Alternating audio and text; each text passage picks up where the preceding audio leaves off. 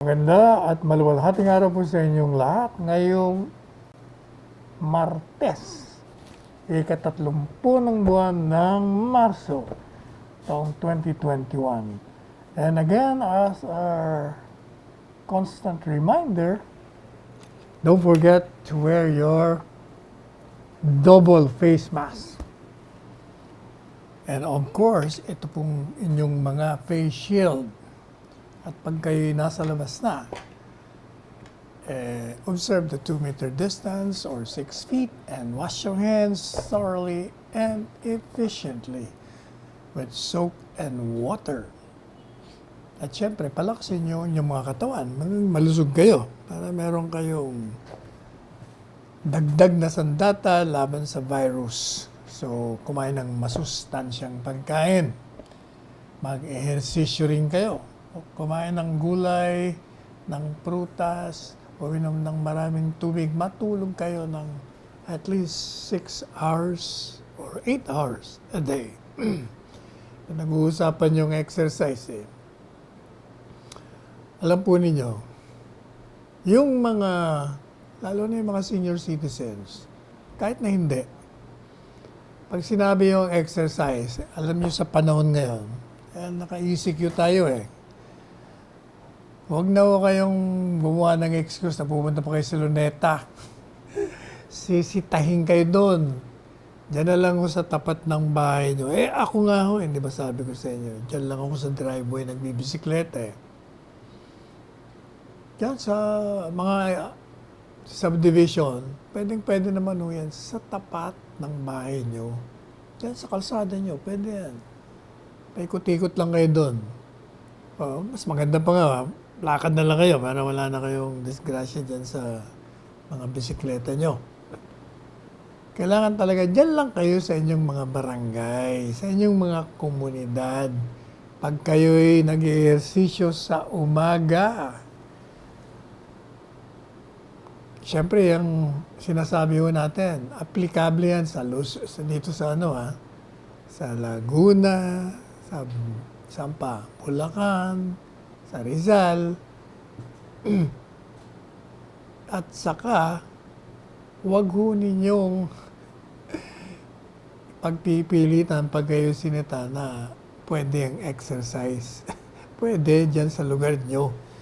Hindi po pwede yung maglalakbay pa kayo. Unang-una, mapanganib ang paglalakbay. Pangalawa, mahahawaan kayo pag kayo'y lalabas pa sa lugar ninyo. Kaya yung panawagan po ng MMDA, pakinggan nyo. Kasi dyan sa Luneta, marami talaga yan. Nung panahon ng GCQ, talagang marami nagpupuntahan doon. Pero ngayon, medyo relax muna tayo sa lugar po natin. Kung gusto nyo mag-jogging, dyan, pwede po dyan sa inyong mga lugar lang. Doon lang po kayo sa sidewalk huwag kayong gigit na sa kalye. Baka masagasaan pa kayo. 1 taon na ho nakakaraan mula tayo nag-lockdown. At syempre, gaya ng palagi kong sinasabi sa inyo, pagkatapos yung mga karanasan nating nakaraan, ay marami na ho tayong natutuhan.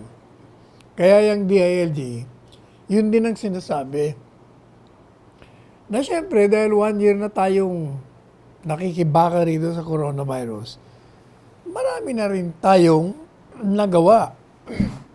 At marami na tayong nabago sa mga kalakaran na dati-dati nangangapa tayo. Dapat lang naman. Alam nyo, pag paulit-ulit na ginagawa natin ng isang bagay at nagkakamali tayo, halimbawa, o kaya kulang naman, siyempre, sa paulit-ulit nating pagsasagawa niyan, maaari bang hindi tayo matututo. Kaya ngayon, ang DILG, yung mga local governments natin, ready na. Alam na nila yung kanilang mga gagawin. Sa punto na lang ng contact tracing, alam na nila yun. Pagdating sa mga quarantine center, marami na sila rin nun. Yung mga testing center, nandyan na rin yun. Madalit sabi, yung ating pamalaan, nasyonal, pamalang lokal, katunayan, even yung mga private sector natin, they already know how to deal with the coronavirus. Kaya, nasa sa atin na rin yun kung paano natin pagagandahin, palalawakin pa ang ating kagalingan sa sawatan nitong coronavirus. Alam niyo ba na marami na tayong hinahire ng mga health workers para labanan itong coronavirus? Katunayan, yung pong Department of Health natin, marami ng mga bagong health personnel, mga doktor, mga nurses, mga technologists, at iba pang health personnel na nabigyan na rin natin ng employment contract. Siguro, minimum of 3 months, sabi ng DOH. Kaya, ito pong mga na-hire natin, entitled to sila sa isang buwang sweldo at merong 20% premium batay dun sa kanilang basic salary, sa kanilang board and lodging, at iba pang benefits kagaya ng hazard pay and insurance.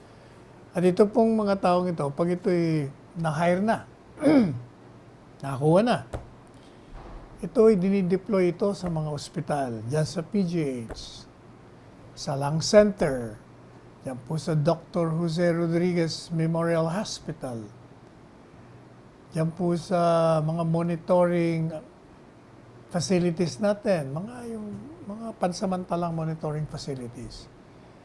Pati na yung mga designated na diagnostic facilities, public hospitals na kinukuha nila at binibigyan nila ng treatment yung mga COVID-19 patients. Katunayan, pati nga ho yung mga private hospitals na designated by the DOH to handle COVID-19 cases. Oh, by the way, alam niyo ba na yung mga health workers natin, hanggang ngayon ay libre pa rin sila na sumakay ng mga pinadadala ng Department of Transportation na mga bihikulo upang dalhin sila sa kanilang pinagtatrabahuan. Libre po yun, ha? Libre silang sumakay at libre sila sa bayad. Kaya tuloy-tuloy daw ang kanilang free ride service for health workers program. Yan po ay sangayon sa kanilang USEC na si Artemio Tuason Jr. Sangayon po kay Mr. Tuason, alam nyo ba na 2 milyon ang nakasakay na sa libreng sakay program mula nung pinatupad ito ng 1 taon? Nung pinlagay natin ang entire Luzon sa ECQ, at batay po na kanilang data sa record nila, diyan po sa GMA area, Greater Manila area, mahigit na pong mga 800 individuals. Habang yung 1,632,000 plus naitala sa ibang reyon sa buong Pilipinas. At yung daw pong ahensya nila, dahan-dahan nilang nadagdagan yung mga rota na pwedeng libreng sakay ang mga health workers natin. Dati-dati kasi 3 rota lang ang ginagamit Ngayon 20 na para mas marami ang makasakay sa iba't ibang lugar dito sa Greater Manila area. Meanwhile, ito pong Department of Transportation, in-emphasize po nila, pinagdiinan nila na itong mga health workers ay hanggang ngayon, exempted Meaning, hindi sila kailangan magbayad sa mga toll fees sa lahat ng expressway sa Luzon, whether yan ay papunta sa north or sa south, NLEX and NLEX. At ito inaprubahan ng Toll Regulatory Board and Toll Road Operators. So mga critics, alam nyo ba yon? Alam nyo ba na hanggang ngayon ay libre yung sakay sa mga health workers? At alam nyo ba na 2 milyon na ang nasiservisyohan? Hindi nyo yata alam yun. Alam nyo ba na libre pa hanggang ngayon ang pagpasok niya sa mga toll gates? At tingin ko hindi nyo rin alam yun. Kaya kayo, wala na kayong ginawa kundi mangontra. Ay, nako. O meron nung tayong nasagap na balita. Kahapon pa yata ito eh. O the other day pa nga, in fact. Yung pong si Antonio Sanchez, kung matatandaan nyo yung alkalde ng Calauan, Laguna, na noong 1992 or 93 ay nabigyan ng conviction na katulad ng panghabang buhay kaugnay doon sa pagkapaslang sa isang UP student at doon sa isang kaibigan niya. Sa ngayon po dito sa Bureau of Corrections na tagapagsalitang si Gabriel Chaklak. Si Mayor Sanchez daw ay natagpuang patay dyan sa New Bilibid Prison noong mga alas 7 ng umaga. At dinala raw po siya ng kanyang mga kabilanggo sa penitentiary hospital. Pero DOA na ho siya. Ibig sabihin DOA, dead on arrival. Wala nang buhay nung nadala siya ron. Sabi ni Chaklak, ay matanda na rin kasi at ang dami niyang underlying illnesses. Napakadami naman pala ng sakit nitong si Mayor Sanchez. 74 years old na ho siya at meron siyang chronic kidney disease. Meron siyang hypertension. Meron pa siyang paulit-ulit na gastroenteritis. Meron din siyang prostate problems. At meron din siyang asthma. Huli daw pong makita si Mayor Sanchez nung mga alas 10 ng gabi nung Biyernes. Nung siya ay matutulog pa lamang.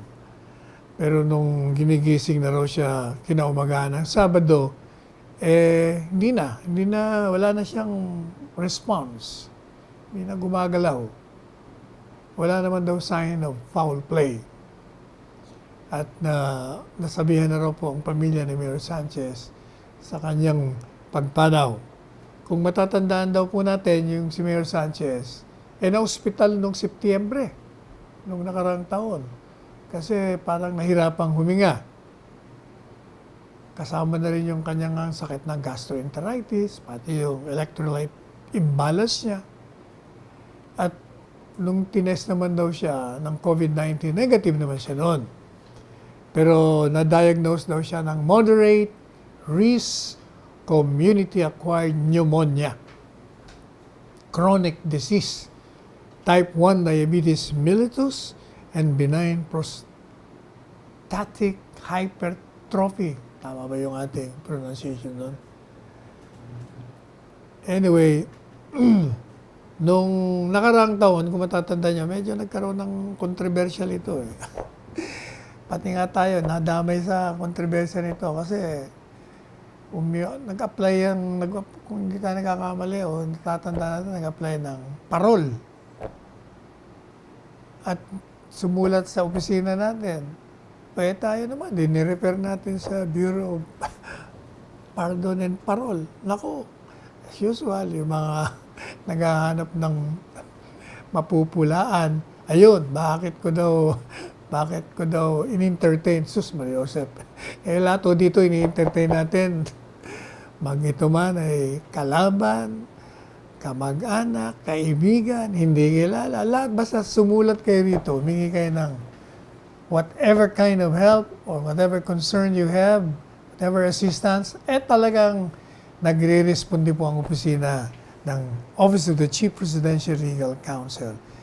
Yun po yung nire-refer natin At pinapollow up pa natin kung ano nangyari sa referral, kung may nangyari o hindi. Pinapadala natin ng sagot, yung sumulat, at pagkatapos nangungulit tayo doon sa mga pinag-referral natin. Kung kailangan halimbawa ng financial assistance o hindi, PAGCOR, PCSO, o kaya naman yung mga senador dyan na may mga kabutihang puso. Si Senador Christopher Bongo, si Senador Tolentino, Senador De La Rosa. Yun ang hinihinga natin ng tulong. At sila naman ay nagre-responde. Pag meron naman reklamo, depende kung sino nirereklamo. Pag nirereklamo yung LGU o DILG, o pag medyo, dami yun lahat yata ng problema. May problema sa passport, may problema sa visa, DFA naman. Pag may problema sa mga karne, isda, gulay, di takbo naman tayo kay Secretary Dar. Pag sa housing naman, kay Secretary Del Rosario. Pag sa Army, Police, kay General Simas, kay Secretary Delfin. Pag hindi nakakatanggap ng SAP, kay Secretary Rolly. Lahat yan. At sa kabutihang palad naman, lahat naman yan, ina-actionan. Ang iba, pag medyo matagal, susulatan na naman natin o kaya tatawagan natin. Madalit sabi, siguro ang average naman natin ng successful na pagsagot at pagtugon, sabihin mo mga 95%. Yung 5%, ayun, medyo kinukulit natin yung paalala, ano na nangyari, ba't wala ka ng sagot dyan? Ganun ang ginagawa natin. Teka muna, magpahinga muna tayo ng ilang segundo habang papakinggan natin yung paalala sa inyong mga nakakalimot sa health protocols.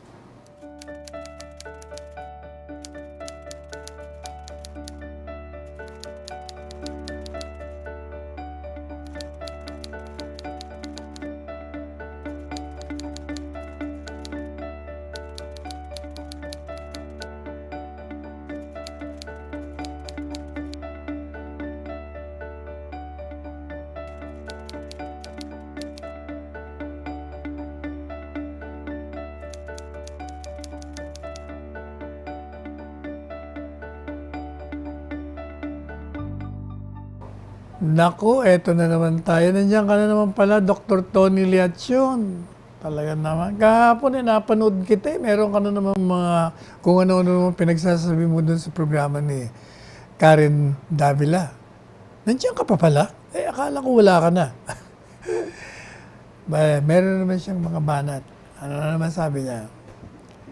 Ito daw ating bansa, yung ating daily infections o daily COVID cases, lumampas na ng 9,000. Ano naman latest? Ilan bang libo na? Meron na ba 10,000? Nagsimula ho tayo dati, mga 5,000 lang, naging 6,000, 7,000. But the last few days, talagang biglang nag-surge. At sa ngayon kay Dr. Antonio, kay Dr. Antonio Liacion, ito raw, eto na naman siya, nanisi na naman ito raw ay dahil sa bigong pagtugon sa krisis. Ito raw public health expert daw siya. Public health expert, pero nung nandun siya sa task force, wala naman siyang kontribusyon doon kung hindi mang-asar o kaya manggulo o kumbaga magpasaway. Hanggang yon, tinanggal siya. Sabi niya ba naman, 80% leadership problem to. Kung ikaw ang nandyan, sigurado hindi lang 80% leadership problem. 100%. Ikaw talaga, Dr. Tony, ibang klase ka talaga. Sabi niya ganito, this is about leadership, and if only we could, ayan, tingnan niyo, siya, kasama doon, we could do something about it.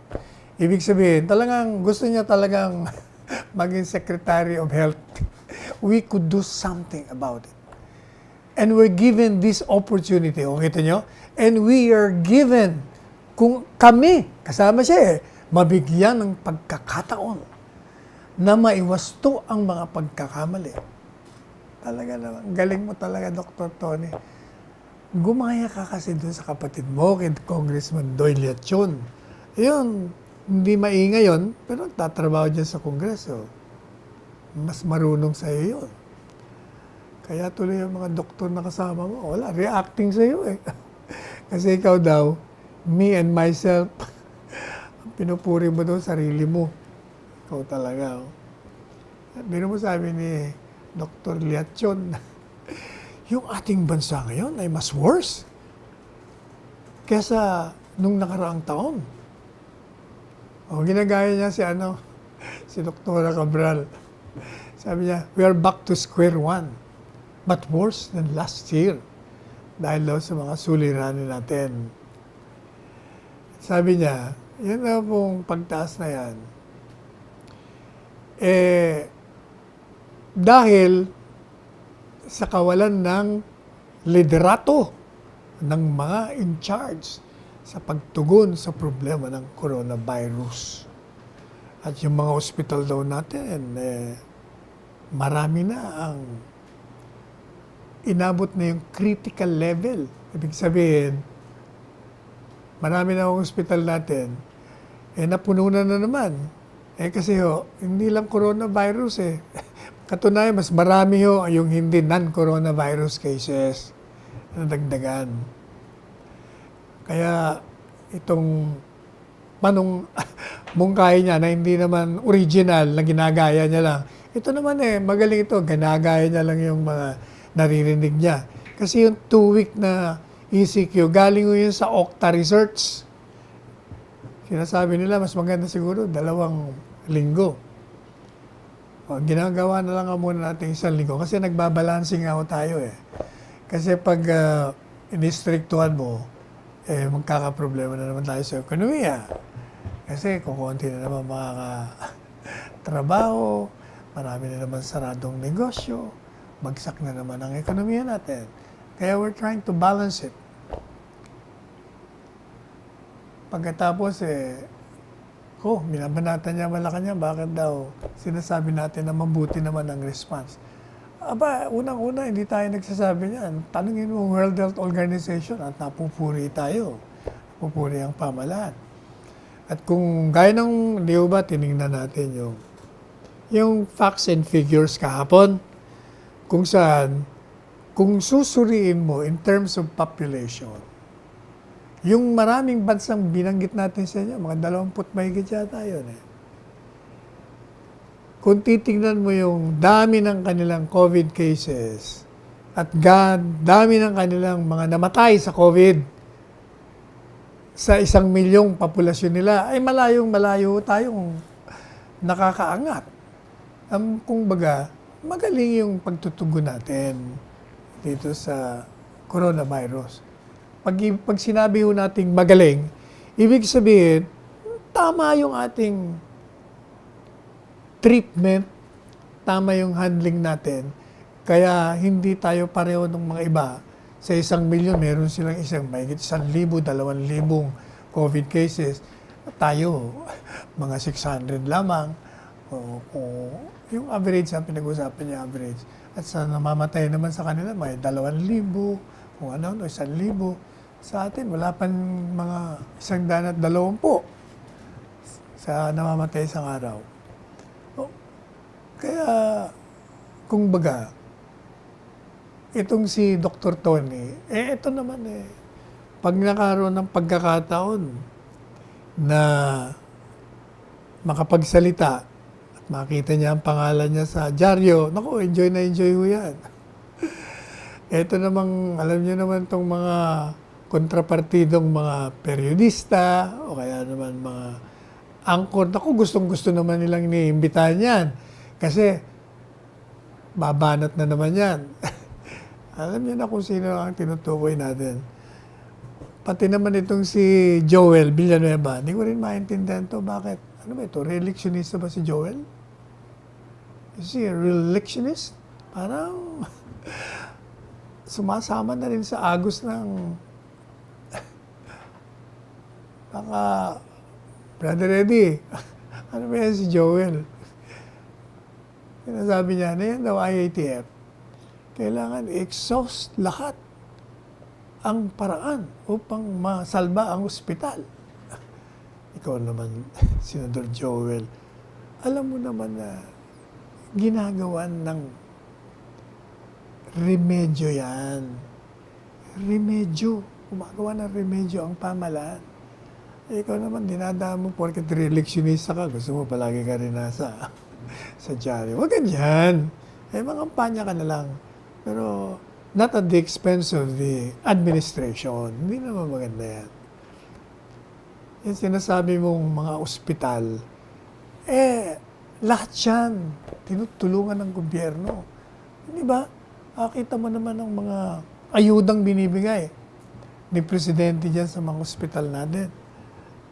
Pati na nga yung mga PPE. Ewan ko kung ikaw on your own nagbigay ka ng mga PPE. Pero marami sa ating mga kaibigan, lahat sila namili, bumili, nag-import na mga PPE, mga face mask, at pinamimigay nila ng libre nang wala namang walang media. O nako, tanungin niyo ako kung sino. Marami tayong kakilalang ganyan ang ginagawa. Kaya, kung maaari lang, kayo naman konting renda, konting lockdown sa mga kritisismo nyo, yun na lang mga panawagan sa mga kababayan natin na, kababayan, magsama-sama tayo rito.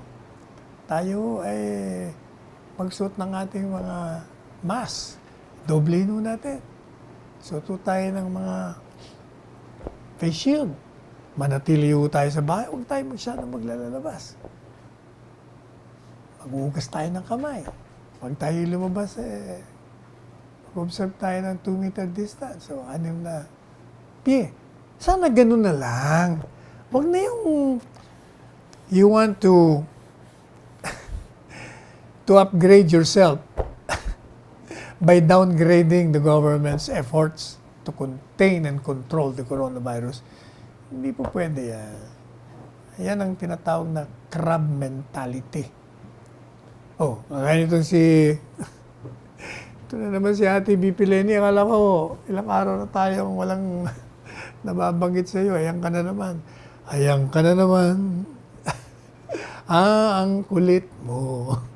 Vice President Lenny called on the government to listen to doctors' recommendation to use the 1-week enhanced quarantine to successfully manage the surge.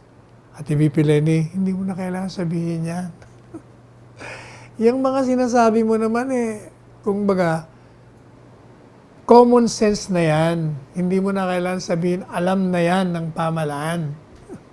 Ikaw naman, basta para lang meron ka masabi ba, maging politically relevant.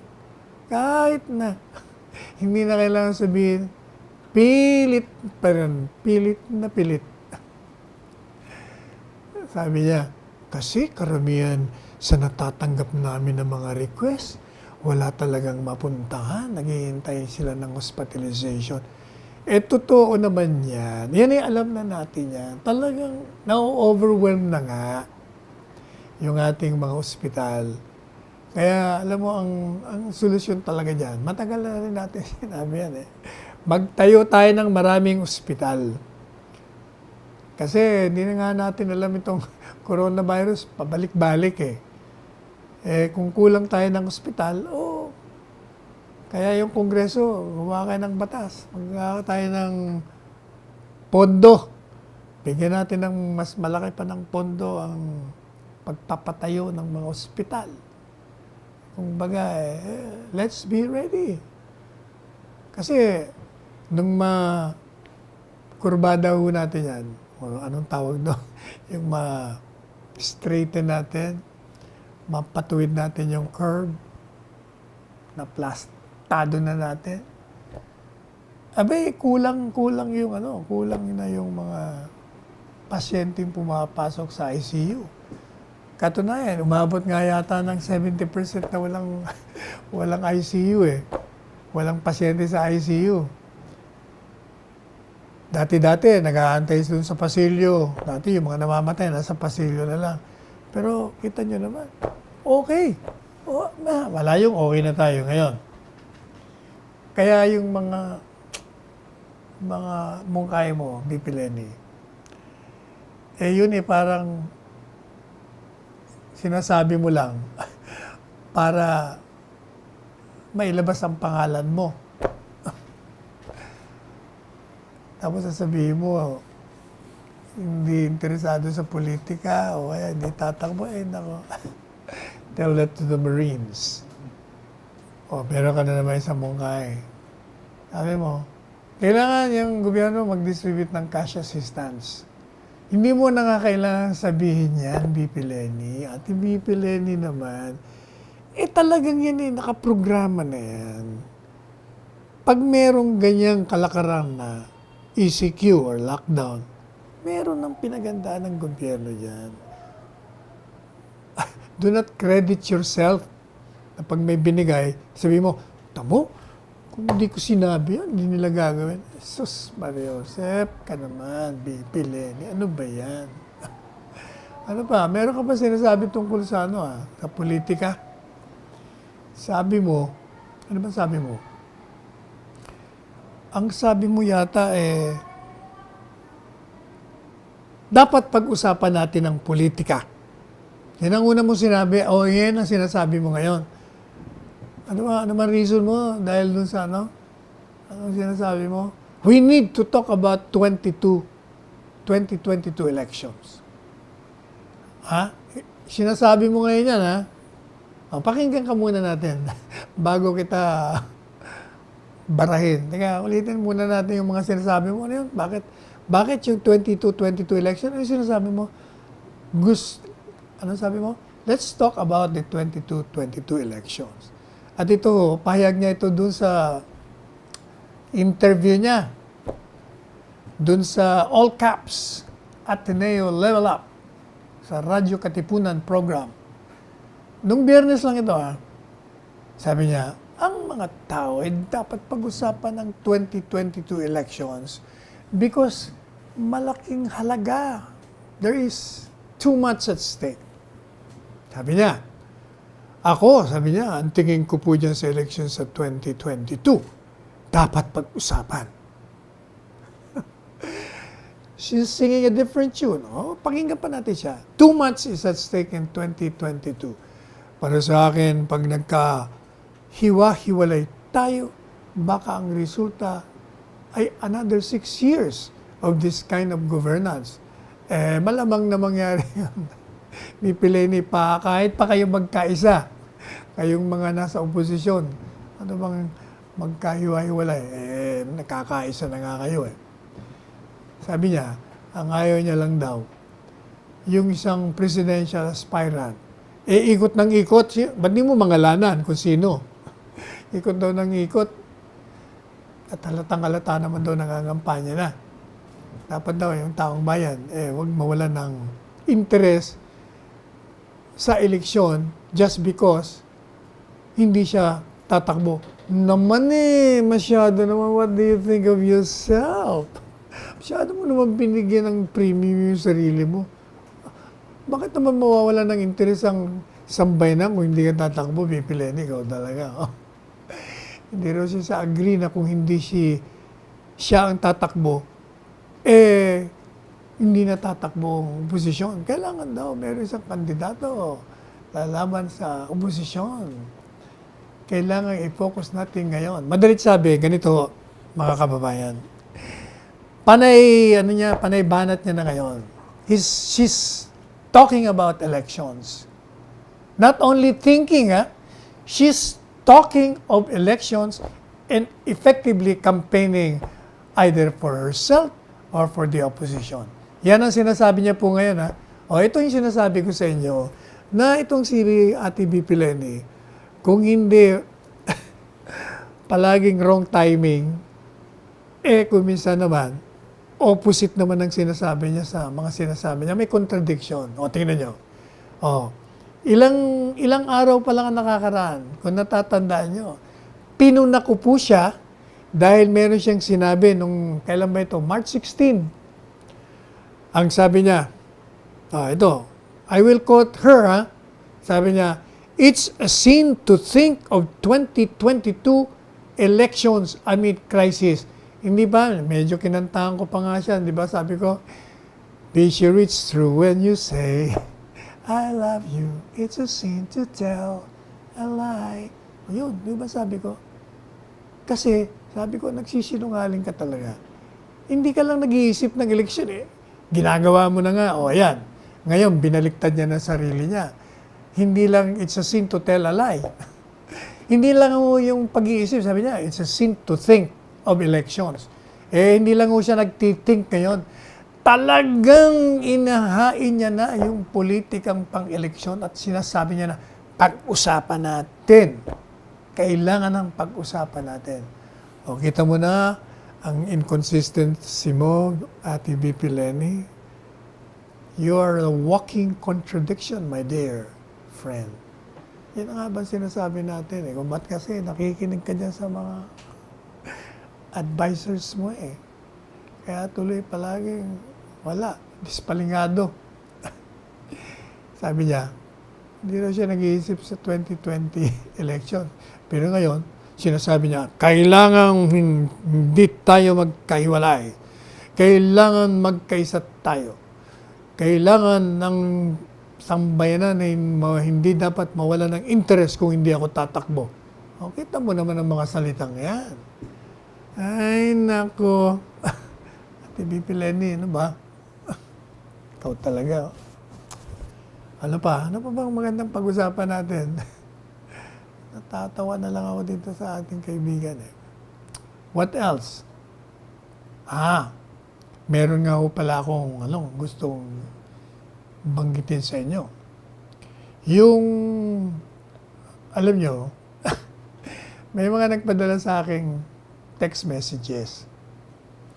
Unang-una, sabi nila, bakit napapansin namin dyan sa programa mo, Secretary Sal? Dumarami yata yung mga dilaw na nanonood sa inyo. Sabi ko, bakit naman, paano mo naman naalaman na mga dilaw at mga trolls? Paano panaybanat sa programa nyo kung ano-ano sinasabi? Ano naman akong ginagawa nyo? Siyempre, sinasagot namin. Kasi hindi nyo naman nababasa yata yung mga banat sa inyo. Kako isa lang ang ibig sabihin yan.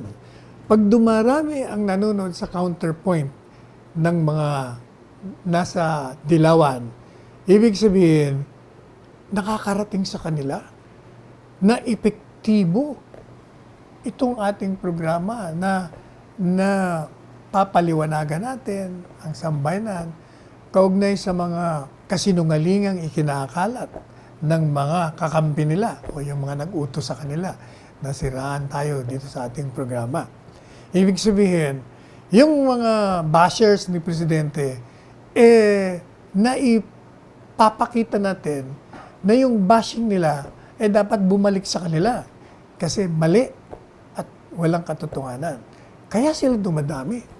Kasi dati daw, isa-isa lang ang nangungontra. Abang ngayon, naging 2, naging 3, naging 4, naging 5. Alam nyo, parang hindi ba may kasabihan? Pag yung puno ay binabato kasi maraming bunga. O siguro namumunga na yung ating mga paliwanag.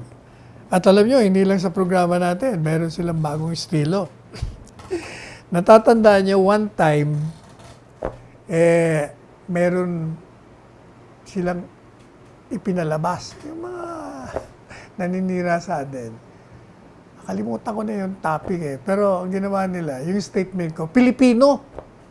O edi huli ka agad kasi hindi naman tayo nag-i-issue ng statement official in Filipino. Kaya pinalabas natin yung fake news. But this time, may nagpadala na naman sa atin. O yan, ilalabas natin. Ito, meron nung naglabas ng statement ko di umano. Ang sabi ko raw ganito. Ayan, babasahin ko dyan sa screen. No need na iboto ng mga taga-Luzon ang Duterte o kaya Go Duterte tandem. I am willing to bet my 1-year salary that the next President and Vice President of the Philippines will both, will both come from Mindanao. And, ano ito? Hindi ko na mabasa. And if ever daw, I will come out, if ever I will run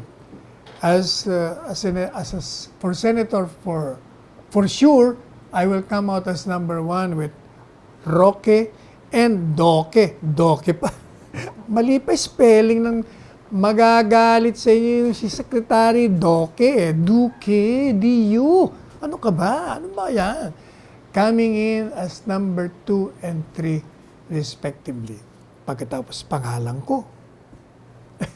Mali pa ang designation ko. Talaga naman. Halatang-halata . Unang-una, hindi ko yan ang English ko. Walang galang na. Mag-enroll pa kayo sa English subject, ha? Pangalawa, i-analyze ko natin.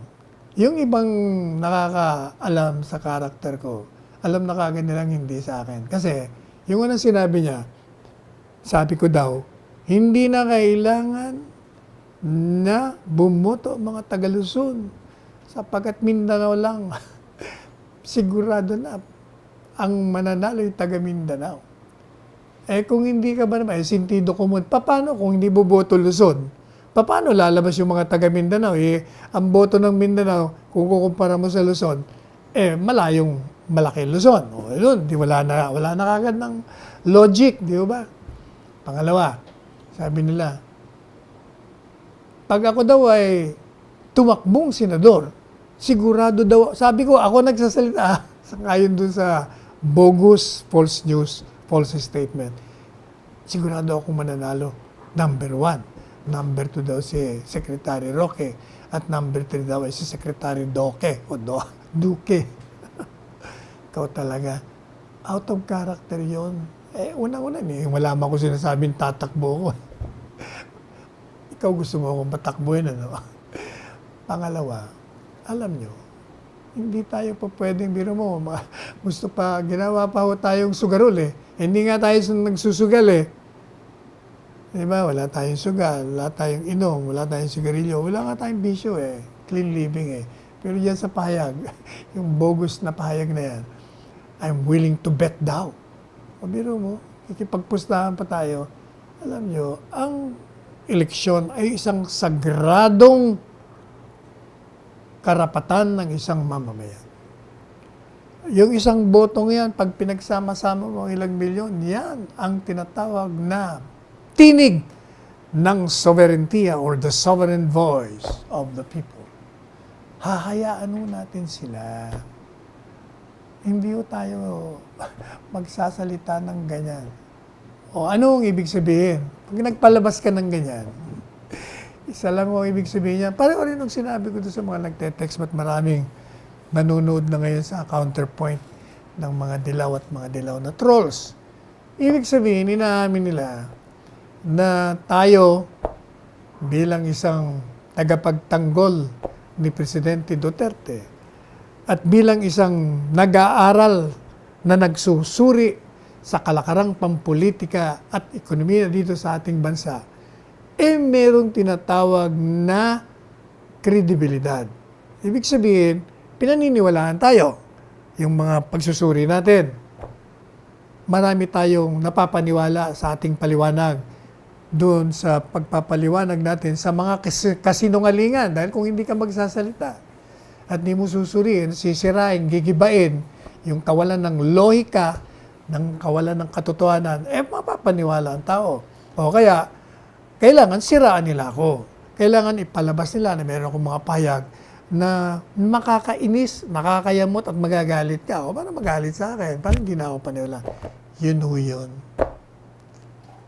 Kaya salamat sa ginawa nyo. Ngayon, naniniwala na ako na talagang may mga tao na nai-enlighten dito sa programa natin. Pero, ang isa pang conclusion natin doon, kasi hindi ba, ako ang nangunguna sa paglunsad ng Duterte o kaya Go Duterte, kahit na anong kombinasyon. Ibig sabihin, namamayagpag ang tandem na Sara Duterte o kaya naman Go Duterte. So, kailangan pigilan nila. At para mapigil, sinong gagawin mo? Anong gagawin mo? O di syempre, yung nangungunang nag-a-advocate niyan, si Panelo yun, siraan natin to, banatan natin to para matigil. Naku, maniwala kayo. Kahit siraan niyo ako, tuloy-tuloy na yan. Kasi, sa tingin ko hindi naman sa ang basa po natin yan mukhang talagang nakadistino na. Destined to be the successor of this administration is the tandem of either Sara Digong or Bong Digong. Basahin niyo yung column ko. After so many weeks na wala akong column, biglang may column tayo kanina. Nakalagay doon, destined to be president. Sabi ko po kasi doon, hindi tayo nagkamali. Nung 15 taon ang nakakalipas, nagbigay tayo actually, nangampanya tayo na ang kailangan nating leader sa panahon ngayon, ang kagaya ni Mayor Rodrigo Roa Duterte, matapang, walang sinisino-sino, pinatutupad ng batas kahit na sa sarili niya, merong malasakit sa tao, at lumalaban sa kriminalidad, sa terorismo, sa mga drug lords, sa mga rebelde lahat. Yan kung kailangan natin. Hindi tayo nagkamali. Kaya yung title ng column ko Destined to be President. Ngayon, kung tama tayo noon, eto na naman ang tingin ko. The tandem of either Sara Digong or Bong Digong is destined to be the next president and vice president of this country. Kahit na magkaisa kayong mga nandyan sa mga kontra kay Presidente, sabi ni VP Leni, kailangan tayong magkaisa. Huwag tayo maghiwa-hiwalay. Kahit nga kayo magkaisa Gusto ko nga magkaisa kayo para magandang performance test. Yun ang magiging issue. Duterte administration as against the opposition's tandem. Yun. Yung mga naniniwala sa continuity, boto nyo yung kombinasyong Sara Digong or Bong Digong. Stated otherwise, Duterte or Go Duterte. As against, siguro, hindi natin alam kung si VP Leni, sino man kahit na sino sa kanila. Marami naman silang pagpipila dyan. Nandyan si Pangilinan. Nandyan si Drilon. Ontiveros. May mga oposisyon. Sama-sama na kayo. Nandyan si Lacson. Hindi po ba? Sino pa? Lahat. Kung baga, against all flags, itong tandem ng administration. Alam nyo ba na yung mga survey na 91%, tataka kayo, bakit? Sabi nila, bakit 91% yan? Kung babasahin mo yung mga dyaryo, yung mga kolumnista sa social media, maraming bumibira kay Presidente Duterte. Pati nga yung mga supposed to being hindi nagsasalita ng laban. Kagaya ng isa dyan, isang opisyal doon sa Mecca. Mecca ba yun? Hindi ko maintindihan kung bakit siya binabanatan niya mga opisyalis ng administrasyon.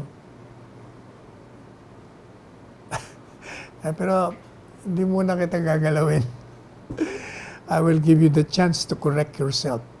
You cannot be hitting your fellow administration officials kung mali ang iyong mga binibitawang salita. Ngayon, kung tama, kung sinasabi mong Presidente corrupt, pwede. Sabi ni Presidente, speak like an opposition. Pagdating sa corruption, banatan mo.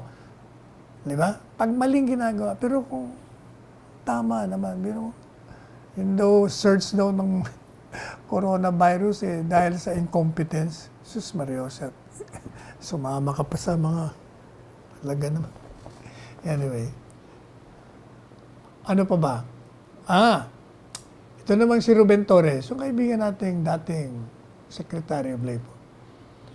Sabi niya, si Presidente ba lame duck na? Ibig sabihin, wala na ba itong impluensya? Sabi niya, mukhang hindi.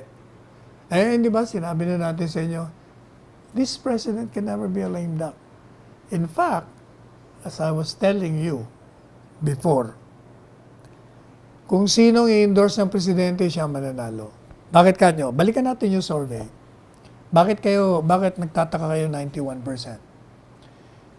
Hindi ba, binibida ko sa inyo yung mga ginagawa ng gobyerno. Kaya kanina, yung sabi ko, libre. Health workers, libre. During the pandemic, libre yung toll gate. Pagkatapos, di ba, yung mga nakatanggap ng SAP, milyon-milyon yan. Yung mga nakatanggap ng ayuda, milyon-milyon din po yan. Yung mga nakatanggap ng mga medisina, yung mga face mask, madalit sabi, yung gobyerno kasi, mula nung nag-umpisa si presidente,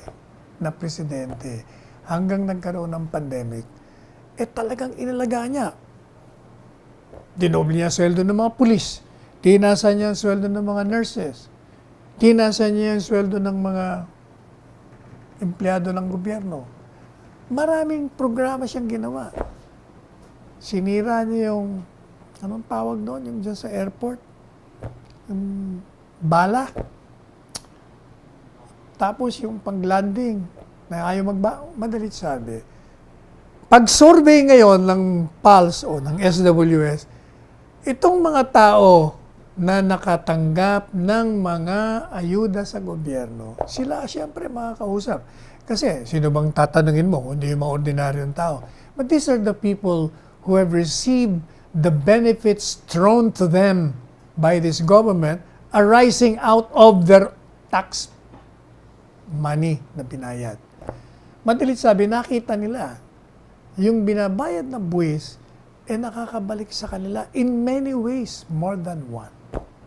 Kaya pag tinanong, siyempre gusto nila si Duterte. Ngayon nagtataka pa kayo, bakit 91%? Ang lumalabas sa survey, ilan lang ang kontra, ayaw. 3% lang.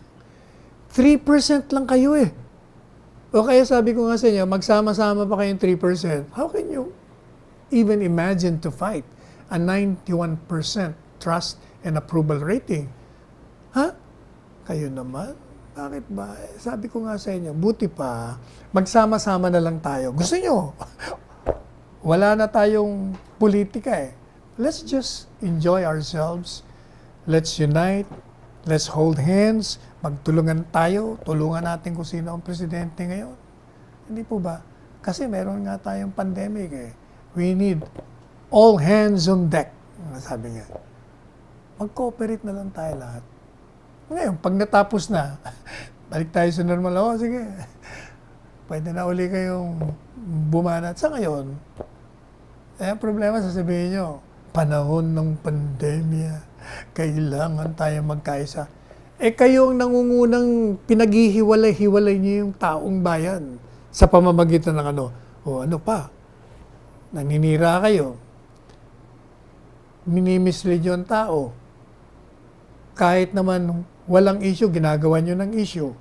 Pag nagsalita si Presidente, binabago niyo yung konteksto. Di ba? Kayo ang lumili ka ng ikasasama ng bayan natin. Kaya, dapat, baguhin na natin yung estilo natin. Alam niyo po yan si Presidente Duterte. Talaga namang ayaw tumakbo. Pero itinadhana ng mga Diyos ng tadhana yan. Tinakda Kaya, whether you like it or not, for now, kayo ay sumunod. So, di ba? Sabi nga nila, the voice of the people is the voice of God. Siya ang itinakda eh. Di pakinggan natin. Eh, nung kayo naman ang nandyan sa kapangyarihan eh. Hindi ba? Itinakda rin. Kaya lang, after siya ay natapos sa pangulungan, eh, ano bang ginawa sa kanya? Tinimbang. Ang problema, kulang naman. Ito naman si Presidente Duterte, tinitimbang ng mga kababayan niya, nag-uumapaw naman. Ubod naman ng bigat. Kaya yung rating niya lumalampas sa bubong. O, yan ang katotohanan. Pero inabot na naman po tayo ng oras. O, pakiusap po sa inyo. Huwag naman po nating pawalang halaga. Yung panganib, kasi alam nyo, pag hindi nyo binibigyan ng importansya yung panganib, talaga magiging complacent tayo. Mag-suit po kayo ng una, surgical, disposable face mask. And then, eto na, K95. Eh kung wala ko kayo nito, okay lang. Magdoble na lang kayo, pareho din yan. Basta, syempre, iba na yung doble. Mas makapal nga, di ba? Nahirapan pumasok. So, di kayo ng face mask ninyo. Yan. O di, triple na. And syempre, when you're out, just wash your hands frequently with soap and water. Not only that, eh kayo mag-observe ng 2 metro. Huwag niyong pabayang makalapit sa inyo ng para pag nagsalita siya, mahawaan pa kayo. And syempre, maging malusog tayo. Eat nutritious food. Let's have some exercises in the morning. Also, sleep at least 8 hours a day. And drink a lot of water. And when you wake up, after sleeping at night, let's thank the Almighty God for the lives given us, for the food we eat every day, and for also extending our lives when we wake up in the morning. And for guiding us to tread the right path. Ako po ang inyong lingkod, Salvador Panelo, pansamantala nagpapaalam.